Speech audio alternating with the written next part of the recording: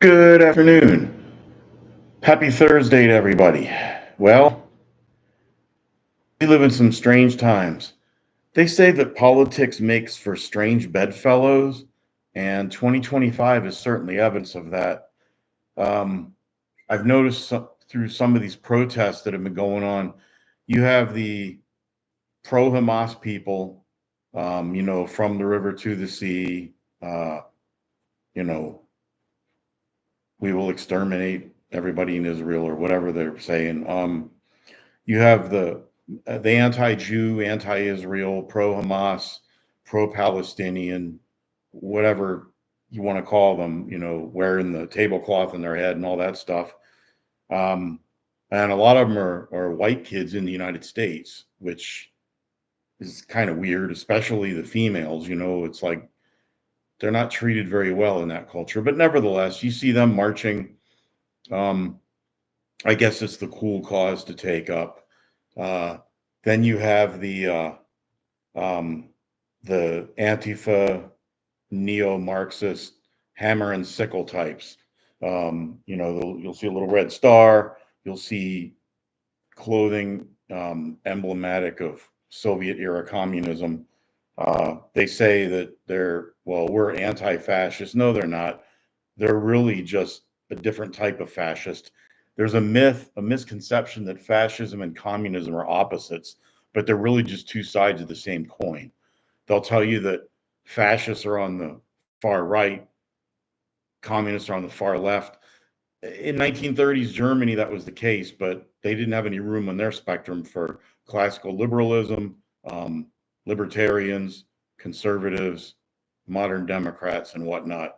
But anyway, so you got those two marching together. Then you get the militant, uh, the trans activists, the people who think that a man can be a woman if he thinks he is, and you know, um, boys should be in the girls' locker room, and women should have to compete against men in contact sports. You got these three people marching together, and if you look at some of these banners that people have, one of them was queers for Gaza, and I'm like, what? What would happen to somebody if they were gay and they went to Gaza? They'd be invited to a barbecue up on the roof, and then they'd be thrown off of the roof. Or feminists for Islam. I'm like, what? That's like, you know, chickens for Colonel Sanders. I guess these people are just young and misguided. I don't know. Now with some of the, fortunately the No Kings protest went pretty well. Not a lot of violence, and I'm glad of that. People have the First Amendment right to peaceful speech, peaceful assembly, and millions of them took advantage of it. I don't have to agree with what somebody says to still support the right to say it, if that makes any sense. But you had the people out there marching. It's like, well, we don't have a king. I mean, I guess they can say we don't want one, but the real day to celebrate no kings in the United States is July 4th, and you fly the American flag. That's the no kings protest. But nevertheless, you saw you got the militant, I don't know, you call them anti-Semites, anti-Jew, anti-Israel, or whatever, pro-Palestinian, pro-Hamas. It's all the same people. You got them. You have the Marxists, the people, down with capitalism. Healthcare should be free. Housing is a human right. People, and some of them mean well, but a lot of them are very, very violent at heart. Those Antifa people are very violent. They tend to, they say they're anti-fascist, but they use an awful lot of fascist tactics, and they're just basically disgruntled Marxists. But anyway, you got them, and like I said, then you've got the militant trans people. The 300-pound woman with the blue hair, and the incel looking guy who trying to fit in somewhere. That they hate the United States. They call you a colonizer, and if you don't agree with their Marxist agenda, well, then you have to be a fascist. They don't even know what fascism is. They don't even know you know, what a fascist believes. It's just a pejorative that they use. But then when you call them Marxist, they get all mad. but they're wearing Che Guevara t-shirts. They're wearing, some of them, I've even seen some wearing a red scarf.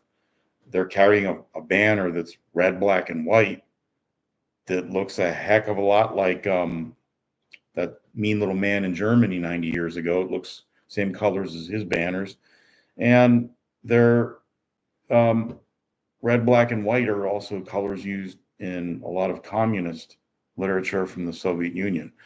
Um, but they're together with the militant trans people. Now they have the illegal aliens with them. So nothing says you've got a mental disconnect more than you're coming to the United States illegally and you are desecrating the US flag while flying the flag of your home country where you refuse to live. Somehow that just doesn't seem to stand up to, doesn't pass the smell test. Now I realize that not everybody there is illegal aliens, and a lot of the people protesting against the federal enforcement of immigration law, a lot of those people are they're American citizens. I do get that. Um, but it just seems like politics makes for strange bedfellows, and you've got this weird amalgamation of people who normally, the militant Islamofascists, Islamic radicals, anti-Semites, whatever you want to call them, are not really going to be the same people who care about gay rights and trans rights, but yet they're marching together. I guess they hate the system that we call our version of capitalism. I guess they hate that more than they hate each other. I don't know. It's tough to try and figure out what makes some of these people tick. And then, they had a guy at some of these protests who's pointing out how some of these people are paid protesters. They've been in different cities several hours apart leading protests. One guy came in just off the street, and all of a sudden he goes into a building. He comes out. He's wearing the green vest, and he's got a bullhorn. He's got the tablecloth wrapped around his head and all that stuff. Just like all of a sudden, another guy asked somebody. She had a sign, "From the river to the sea, Palestine will be free." She said, "What river and what sea?" And she couldn't even tell you. That's kind of disturbing, but I don't know. I mean, to each his own. But I just noticed that these things tend to bring out weird alliances of people. And now with the situation with Israel and Iran, and now the United States, Donald Trump, you have the so-called MAGA movement now being fractured. You have the people who are behind, the people who really like Donald Trump, but they're really pissed off about him wanting to go to war with Iran, or they think he wants to go to war with Iran. They're the isolationist, or the non-interventionist people are like, no, no, it's not our fight. And then you got the other people who are like, well, we have to do it. If we don't take them out, they're going to threaten us further. So now you've got this big dichotomy in the MAGA movement between the war hawks and the non-interventionist. Um, a good friend of mine he tends to be very conservative. He said that he wants to be somewhere between not being aggressive enough to be an interventionist neocon and not being, what is it, isolationist enough to be called or not being pacifist enough to be called an isolationist. And he said, I often feel like that. So this is going to be very interesting to see how this pans out, and if this is going to hurt any of Donald Trump's political capital. I think it will in the short run, but I think if he can get some kind of deal worked out, let's just suppose that the Ayatollah Khamenei decides, you know what, I'm done, I'm out of here, I'm going to leave. Apparently, Putin has offered him exile in Russia. So it's a 3-hour plane flight. He could probably be in Moscow. And I'm sure that they would have some kind of thing worked out. He'd get to take a certain amount of money with him. He's not a young man. He's not going to be around much longer anyway. He's got to be close to 80. So maybe let him go live in Russia. The Iranian people, not the government, the people do not hate America, and they don't even hate Israel. Actually, the Persians and the Hebrews probably have a long history together a long time ago. It's the fundamentalist Shiite theocracy running Iran that is the huge problem. They oppress their own people.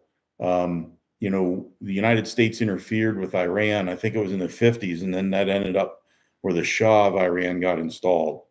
And that, he was pro-Western, but he was pretty brutal to his own people. And that led to the Islamic Revolution of 1979, when the Ayatollah Khomeini, who was before Khomeini died, but I think he died in the 80s or something, but he was the guy who was there when the students took over the American embassy in Tehran, where the hostages were held for about a year and a half.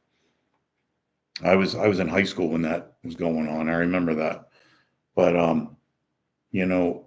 imagine a pro-Western government in Iran where they have a lot of oil and they have a very strategic location. That would be good to have them as an ally if they ever turn themselves around. I've met people who are from Iran and they'll call themselves Persians, and they speak Farsi. A lot of people think they speak Arabic, but they don't. They speak Farsi, which kind of looks like Arabic when you see the writing. But they're very pro-Western, pro-American. There are a lot of Iranians or Persians who live in the United States, and they're very patriotic, very productive people, highly educated. They certainly do have their share of very attractive women from Iran. I know that. If you look at some of the old video footage of Tehran back in the day,